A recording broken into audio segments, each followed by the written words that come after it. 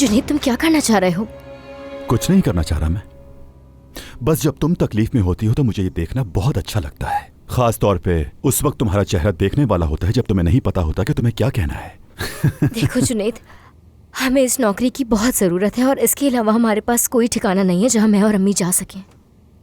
मेरी माँ को भी सहारे की जरूरत थी और तुम्हारी वजह से उसका सहारा जेल में गया। क्या तरस आया था तुम्हें? ठीक है, मगर चलो गार्डन में चलकर बात करते हैं, या मैं इजाज़त ले लूंगी, हम कहीं बाहर चलेंगे। ठीक है, ये ठीक है, लेकिन मुझे टालने की कोशिश मत करना।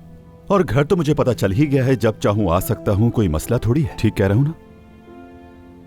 ना आने का अंजाम बहुत बुरा होगा नसरीन, समझ गई? चलो, मैं इंतजार कर रहा हूं। चलो फिर मिलते हैं, अभी देर हो रही है।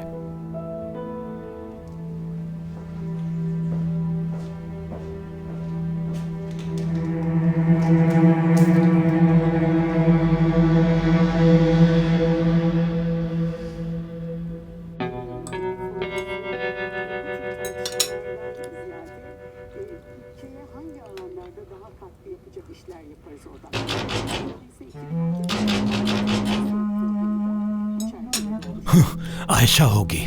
जैसा कि मैंने सोचा था, उसकी सारी अकड़ टूट गई होगी, दिमाग ठिकाने पर आ गया होगा।